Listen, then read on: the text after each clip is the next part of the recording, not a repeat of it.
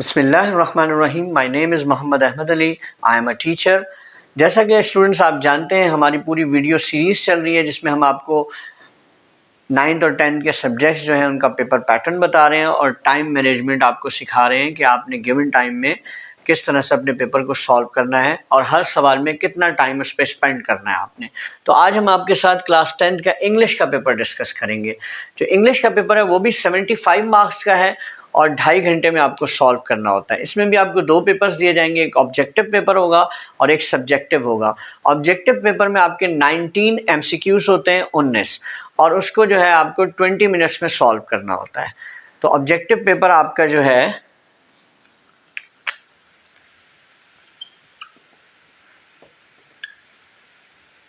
इसमें आपके पास 19 क्वेश्चंस होंगे जिसमें टाइम आपको जो है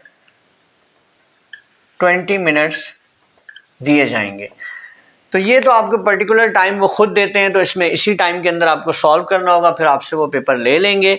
इसके बाद जो सब्जेक्टिव पेपर है उसके लिए हमारे पास 2 घंटे 10 मिनट होते हैं, 130 मिनट्स टोटल। ठीक है, तो हम सब्जेक्टिव पेपर को अब डिस्कस करते हैं आपके साथ कि उनमें कौन कौन से क्वेश्चंस आते हैं और हर क्वेश्चन को आपने कितनी देर में सॉल्व करना है। जी स्टूडेंट्स, अब हम सब्जेक्टिव पेपर देखते हैं। अपना सब्जेक्टिव पेपर जो है हमारा, वो मार्क्स जो टोटल है उसके 56 हैं और टाइम हमें 2 आवर्स 10 मिनट्स दिए जाएंगे, जो टोटल 130 मिनट्स बनते हैं। तो इसमें सेक्शन 1 में जो है आपका क्वेश्चन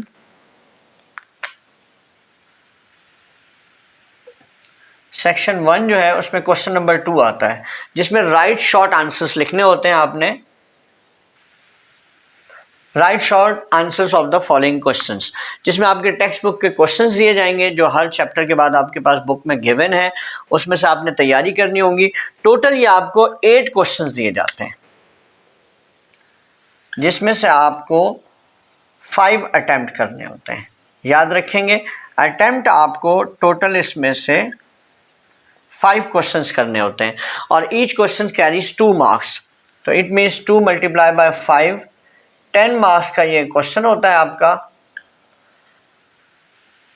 अब देखें, अगर हर क्वेश्चन को हम 3 मिनट में सॉल्व कर लें तो we need 15 minutes to solve this question. 15 minutes में हम क्वेश्चन नंबर 2 अपना सॉल्व कर लेंगे इंशाल्लाह। तो अब हम आपसे क्वेश्चन नंबर 3 डिस्कस करते हैं। सेक्शन 2 जो है इसमें आपके पास क्वेश्चन नंबर 3 होगा।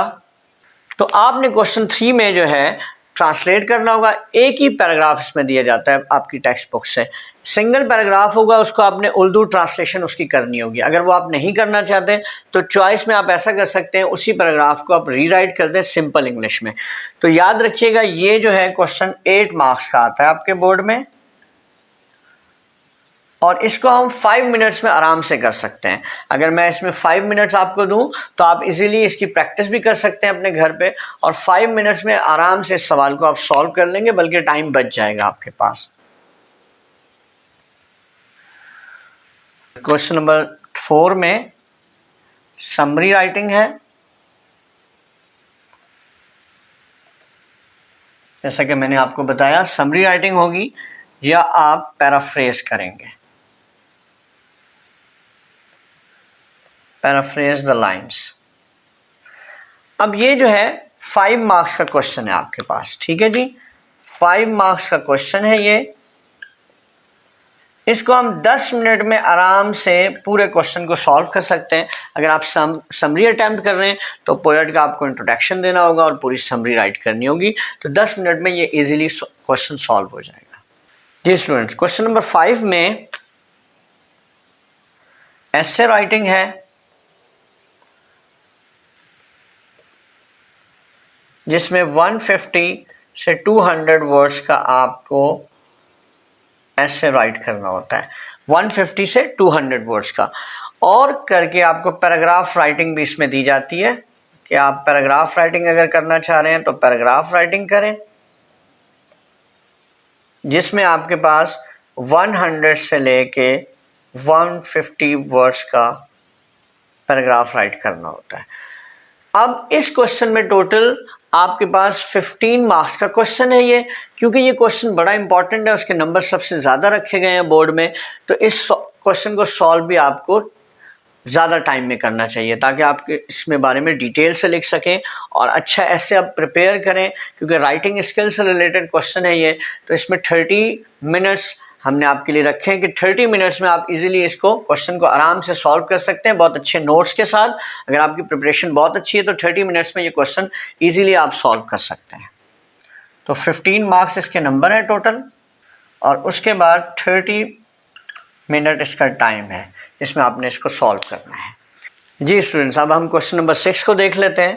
क्वेश्चन नंबर 6 जो है वो नरेशन है, जो आपने पढ़ा होगा डायरेक्ट और इनडायरेक्ट।